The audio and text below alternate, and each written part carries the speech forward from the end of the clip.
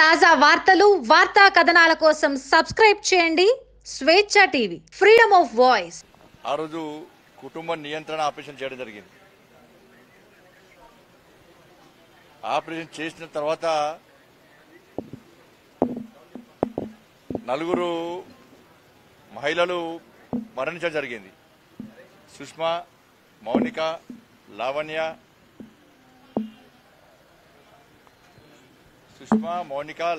ఇంకో మమత, సుష్మా, లావణ్య, మౌనిక నలుగురు మహిళలు మరణించడం జరిగింది. మిగతా వారందరూ కూడా ఈ ఇన్ఫెక్షన్తోని కొంతమంది అపోలో హాస్పిటల్లో, కొంతమంది నిమ్స్ హాస్పిటల్లో ఇప్పటికీ చికిత్స పొందుతూ ఉన్నారు. ఇంత మూర్ఖత్వం అంటే ఆడవాళ్ళు పేషెంట్ చెప్తుంటే చాలా ఇబ్బంది అనిపిస్తున్నది. వాళ్ళంతా మరణించిన వాళ్ళు 25 సంవత్సరాలు చిన్న వయసు, ఇంత పసిపిల్లలు ఉన్నారు. పసిపిల్లలు చనిపోయిన వాళ్ళ కుటుంబ సభ్యులకు పసిపిల్లలే. ఇప్పుడు ఉన్న వాళ్ళ అడ్మిట్ అయిన వాళ్ళందరూ కూడా చిన్న చిన్న పసిపిల్లలు, అంతా 25 సంవత్సరాల వయసు అంటే పేద కుటుంబాలు, కూలీ నాలి చేసుకునే పేద కుటుంబాలు. ఈ పాప వాళ్ళ అమ్మ కూడా ఇప్పుడు అడ్మిట్ అయింది అక్కడ. అందరు ఇదే ఏజ్. పసిపిల్లల వాళ్ళు చూసుకునే వాళ్ళు లేరు. చనిపోయిన వాళ్ళ కుటుంబాలు పూర్తిగా అనాథాలు అయిపోయారు. అన్ని పేద కుటుంబాలు, తినడానికి తిండి లేని కుటుంబాలు, కూలీ నాలి చేసుకునే కుటుంబాలు. ఏంటంటే రికార్డు కోసం ప్రభుత్వం, రాష్ట్ర ముఖ్య రికార్డు కోసము ఈరోజు ఇలా పేదోళ్ళ ప్రాణాలు బలిగొన్నారు. పేదోళ్ళ జీవితాలతో ఆడాడుకుంటారు రాష్ట్ర ముఖ్యమంత్రి పాలన. మామూలుగా ఒక జ్వరం వస్తే హాస్పిటల్కి పోతే నీకు థైరాయిడ్ ఉందా, బీపీ ఉందా, షుగర్ ఉందా అని మామూలు జ్వరం వస్తే చిన్న మామూలు వైద్యుని దగ్గర పోతే కూడా విజ్ఞత ఉన్నాడు చేస్తారు.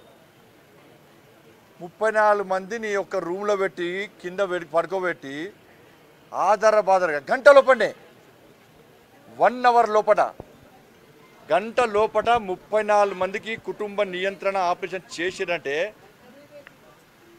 దేనికోసం చేసినట్టు చెప్పాలి రాష్ట్ర ముఖ్యమంత్రి. నీకు పేరు ప్రఖ్యాతులు ముఖ్యం తప్ప పేదోళ్ళ ప్రాణాలు ముఖ్యం కాదు. సిగ్గుండాలకు కొంచెం అకలు ఉండాలి. నీకేమన్నా నువ్వు మనిషివా లేకుంటే రాక్షసునివా? నువ్వేమన్నా గంట లోపల 34 మందికి ఆపరేషన్ చేస్తావు, కింద పడుకోటి చేస్తావు, కనీసం బీపీ టెస్ట్ చేయవు, షుగర్ టెస్ట్ చేయవు, థైరాయిడ్ టెస్ట్ చేయవు. మీకు ఆల్రెడీ సర్జరీ అయిందా లేదు తెలుసుకోవు, ఆరోగ్యంగా ఇబ్బందులు తెలుసుకోవు. నువ్వు డాక్టర్లు చేద్దామంటే కనీసం వాళ్ళకు సౌకర్యాలు కల్పించవు, ఎక్విప్మెంట్స్ ఇవ్వవు, వాళ్ళని బెదిరిస్తావు, డాక్టర్లు ఒత్తిడి తీసుకొస్తావు వెంటనే చేయాలని చెప్పి. 4 ప్రాణాలు బలిగి ఉన్నావు. ఉసురు పట్టుకెళ్ళ పోదు నీకు బిడ్డ. పేదలు ఉసురు పోసుకుంటున్నావు రాష్ట్ర ముఖ్యమంత్రి.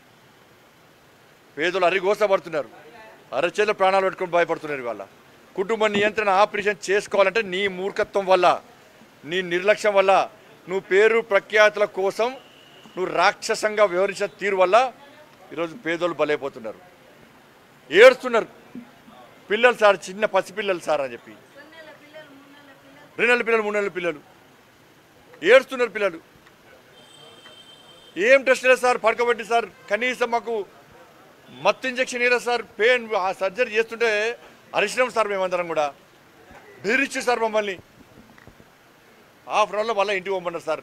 మళ్ళీ 4 మహిళలు చనిపోయాక ఇంటికి ఆధారంగా వచ్చి మమ్మల్ని హాస్పిటల్ రండి అని బట్లాడుతుంది సార్. ఇంటికి వచ్చాక ఇన్ఫెక్షన్ అంటున్నారు సార్, ఇబ్బంది పడుతున్నారు సార్ అంటున్నారు. తిండికి లేదు వాళ్ళకి, పాపం తిండికి లేదు. మరి ముఖ్యమంత్రి ఏం బీకడానికి నువ్వు బీహార్ పోయినావు చెప్పు? నువ్వు ఏం బీకడానికి బీహార్ పోయినావు? ఏం ఉద్ధరిద్దామని బీహార్కి పోయినావు?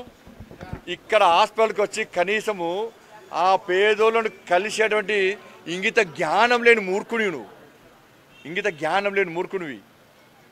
ఒక్కసారన్నా నీ బతుకుకు ఒక్కసారన్నా పేదోళ్ళు చచ్చిపోతే ఒక్క కుటుంబానన్నా నీ 8 సంవత్సరాల కాలంలో ఒక్క పేద కుటుంబాన్ని సందర్శించినావా? ఒక్కరిని ఆదుకున్నావా? నువ్వు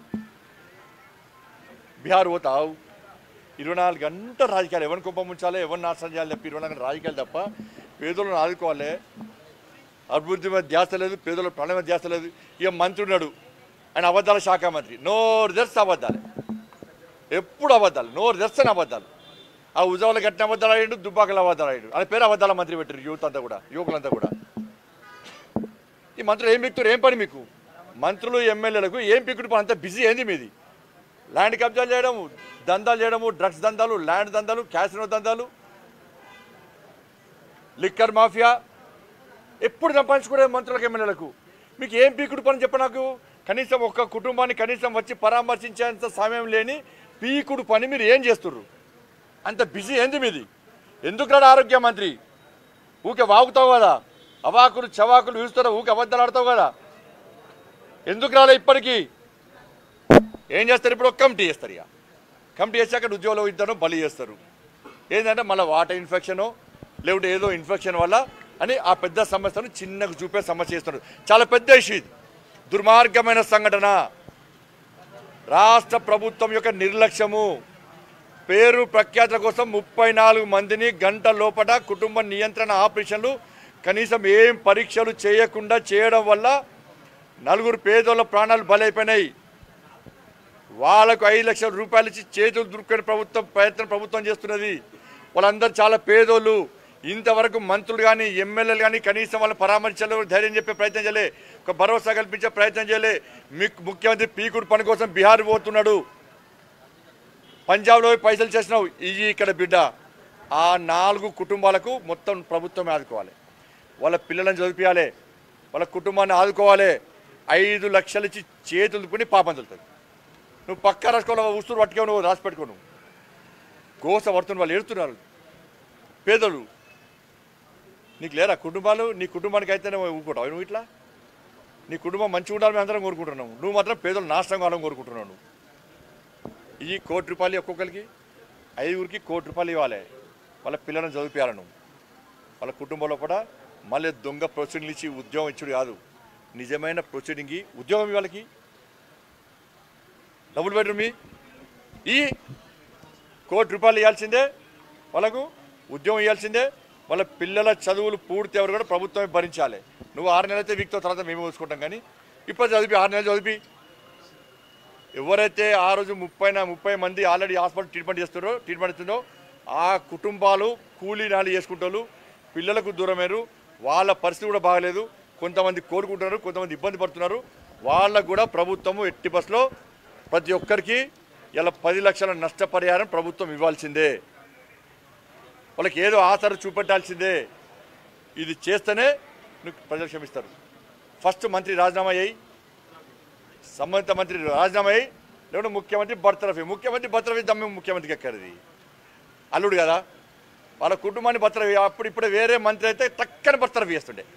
వేరే మంత్రి అయితే చాలామంది బర్తరఫీ చేసిండు. ఇప్పుడు వేరే మంత్రి అయితే ఆయన కుటుంబ సభ్యుడు కాకుండా, ఆయన చుట్టపొడు కాకుంటే వెంటనే బర్తరఫీ చేస్తుండే. ఇప్పుడు ఏ బర్తరఫీ అయ్యి ఎందుకు రాలే? మంత్రి ఎందుకు రాలే? ఎమ్మెల్యేలు ఎందుకు రాలే?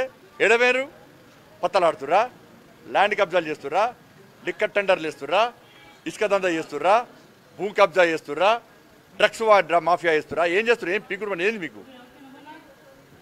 వెంటనే ముఖ్యమంత్రి స్పందించాలి. నీ పర్యటన బంద్ చేయి. రేపు మళ్ళీ రాజకీయాలు బాగా ఎదురు చేసేది చాలా టైం ఉండదు నీకు. నువ్వు ఇరవై రాజకీయ నాయకుడునే, రాజకీయాలు చేసుకునే. ఇలా ముఖ్యమంత్రి ఎందుకు రాలేదో ముఖ్యమంత్రి క్షమాపణ చెప్పాలి. తాజా వార్తలు, వార్తా కథనాల కోసం సబ్స్క్రైబ్ చేయండి స్వేచ్ఛ టీవీ, ఫ్రీడమ్ ఆఫ్ వాయిస్.